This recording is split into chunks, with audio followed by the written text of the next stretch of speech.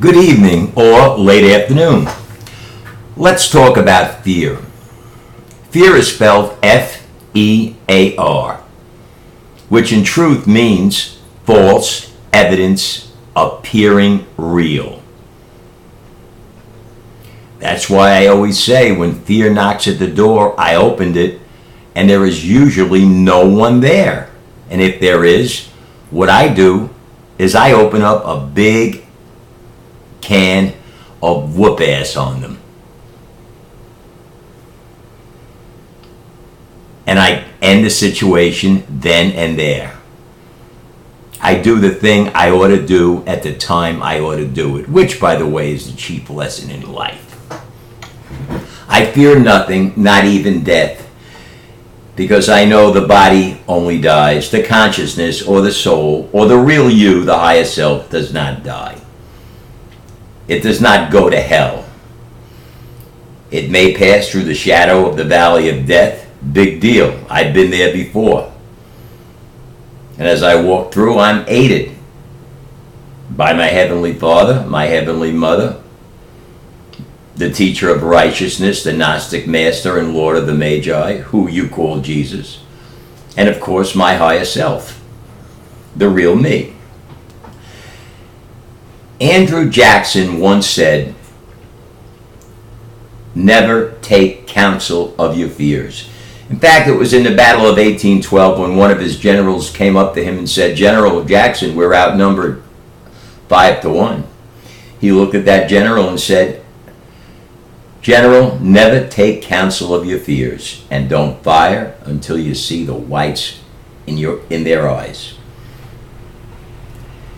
Fear is truly the forerunner of failure, and the only thing to fear is fear itself. Franklin Delano Roosevelt once said that. Of course, he didn't originate it, and he didn't believe it because he was a crippled coward whose wife was a communist whore, and he was under the total control of the Zionist Anglo-American Empire. So he did their bidding because he feared the Jews. I don't, as you know. I fear nothing. And as far as hell goes, please, you're in hell right now, but even hell has its nice neighborhoods. So fear is bogus. And the moment you learn not to fear anything or anyone,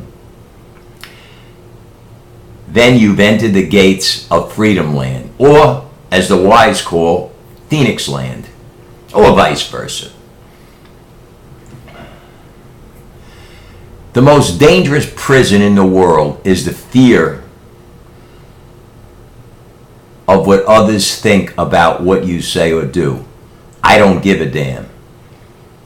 I don't need the approbation of a bunch of liars, cowards, and Paul-parroting fools. What they think, say, or do is a thing of no interest to me.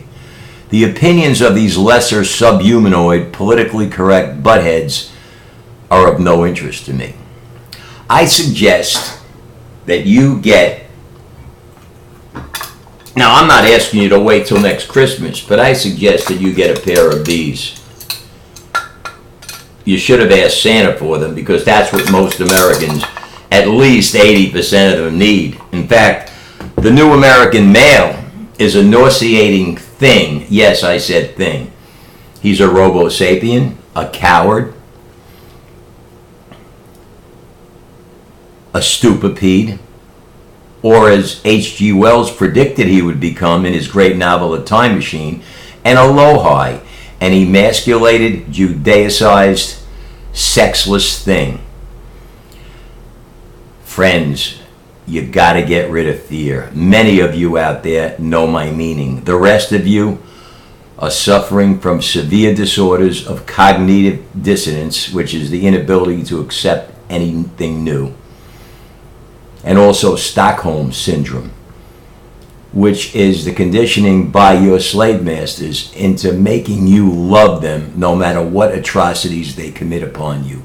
And they commit atrocities and have been for many, many years. Statism is slavery. Religion is bogus. The education system is a farce, and the military doesn't fight for your freedom. I would alienate myself from all of them. I have. Whether they have been good friends, foes, it matters not. The key here is fear absolutely nothing. Not even death. Because when you die, you will come back. You may go back to the source, to the pleroma from which you came, to rejuvenate, to draw what you need, both spiritual and material. So fear nothing except fear, and the fear of being conditioned and brainwashed and made into a mindless